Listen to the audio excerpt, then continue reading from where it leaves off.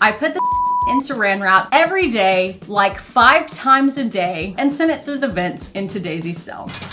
For a month straight, I can do all things through Christ who strengthens me. Y'all are not going to believe this news story that we're going through today. I heard about it from another OB-GYN doctor who made a TikTok reel about it, and I was like, oh my gosh, I have to find this original article and talk about it in a video. We have to go through it. This is absolutely incredible. The title of the article is Florida Inmate Uses Air Vent to Get Pregnant, Gives Birth to Miracle Baby Like Virgin Mary. I don't think a better headline has ever been written. In Florida, there is an inmate, and her name is Daisy. And Daisy is incarcerated, and I'll get to why later because it wasn't mentioned in the article until a little later in the story and kind of like blindsided me and made it so much more interesting. But Daisy's incarcerated, and her crime has landed her in an isolation cell in prison. So she's in seg, away from the rest of the population, and by herself with all of this time on her hands. Well, in this particular Florida prison, you can knock on the air vents and maybe play a little telephone with other inmates who are also in seg. So she has been put into seg and made a friend with a guy who is just off in another isolation cell. And his name, let me see, I think it was Joan. Let me see. Daisy and Joan, knocking on the air vent, having long conversations about life and prison and the wild things they did to get them there. And at some point in this process, Joan mentions to Daisy, I really would like to have a baby. And instead of just having a conversation about this, as I'm assuming most people would just do, they decide they're going to do that. So this story ends with Daisy being pregnant and telling her family that she was assaulted in prison, and that's how she got pregnant. So the family, obviously alarmed because this is a real thing that happens and is a horrible thing that happens, wants to have an investigation into who assaulted Daisy while she was in prison so they can get in trouble for it. Well, in the process of that, they find out that she actually wasn't assaulted, and in fact, she's never even formally met the person who got her pregnant. Because what Joan and Daisy did in their cells where the air vents connect, where they were having conversations through, was they devised this plan to tie together some of their bed sheets. So they're tying together bed sheets and then figuring out if they can feed things back and forth between the two cells. And Daisy's like, yep, great, we got it figured out. We can feed things in the air vents back and forth between the cells. We were just feeding conversations because we were bored, but now we can do whatever we want. So Daisy goes to the prison guards at some point and says, I think I have a yeast infection. So she ends up getting medication for a yeast infection, and it comes with these little applicators. If you've ever had a yeast infection, then you've probably used these before. They're just used to apply the cream in the vagina so that it gets to the place where it needs to be to treat the thrush. All right, so now she's set. She's got a man and she's got an air vent that can feed things back and forth. So that's what they did. And eventually feeds through ejaculate wrapped in plastic wrap, which she loads into her applicator, places in the correct place, and over time, and we'll talk about this in a moment, exactly how many times, she ends up pregnant. Guys, they are both in prison, charged with murder. I'll just pull up the article for you because it's truly impressive. Okay, so imagine my horror where I'm reading through this and I stumble first upon the fact that they're both in Miami-Dade prison for murder charges. I don't think either one of them has been convicted, so they're allegedly, they're being charged with it. I don't think either of them has had their day in court yet, but I don't know for sure. And this quote is unhinged. So they reportedly tied bed sheets together and attached the 23-year-old sperm in plastic wrap and sent it through the vents into Daisy's cell. I put the semen in saran wrap every day, like 5 times a day for a month straight. That's 150 times in a month that this man was masturbating in his cell and putting it into saran wrap to go through the vents so this woman he had never met could place it in a yeast medication applicator and put it in her vagina hoping to get pregnant. I have no words. 5 times a day for a month. The sheer desire and will, it's so, where there is a will, there is a way. I can do all things through Christ who strengthens me. I feel like this is something that should be on an episode of Orange is the New Black, but it's real life in Florida. It is absolutely wild, but it is not inconceivable, pun intended, to imagine someone getting pregnant like this. So it actually, the fact that it worked does not shock me, actually. It's the fact that they figured out how to get the sperm back and forth that is incredible. So there's actually at-home insemination kits and things like that that people can use if they have certain conditions where they either can't have vaginal intercourse or they have a partner who is same-sex and they're getting donated sperm. You have options to do insemination like this at home. So it's not impossible that it would work. It's actually less wild to me that it worked and just more wild that they figured out how to do it and that he was ejaculating 5 times a day for a month. Like, that is out of control. Yeah, that sounds like so much work. It does sound like quite a bit of work. I guess enjoyable work if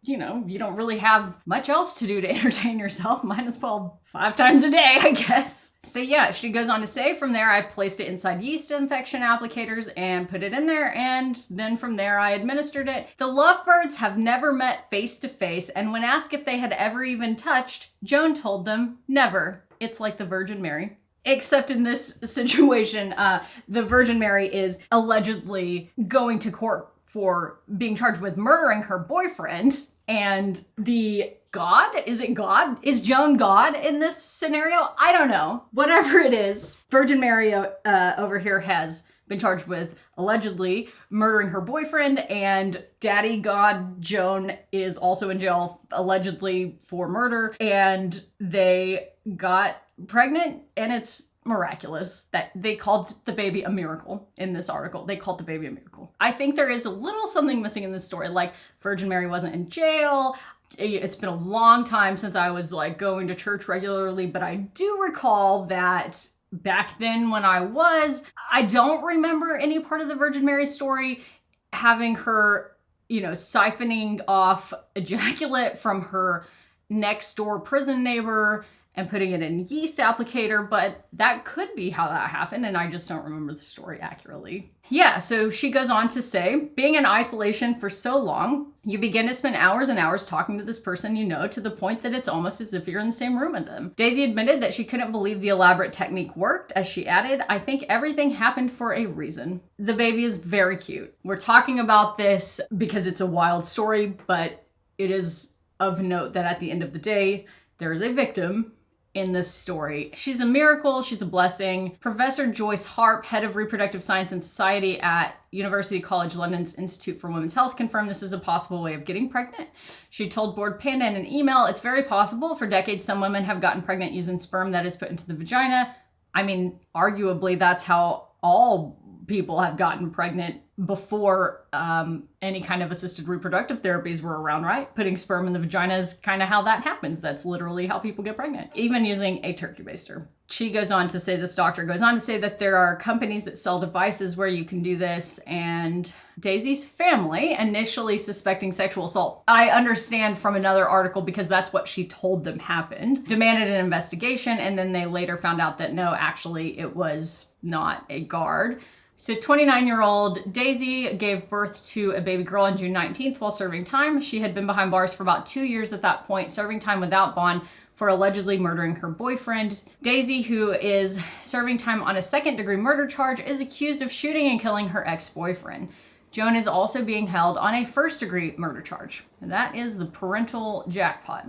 She called us and told us she had been sexually assaulted and she was 3 months pregnant. Baby was born June 19th, and 48 hours later, they handed the baby over to an inmate's mother. That was weirdly stated. They handed the baby over to an inmate's mother.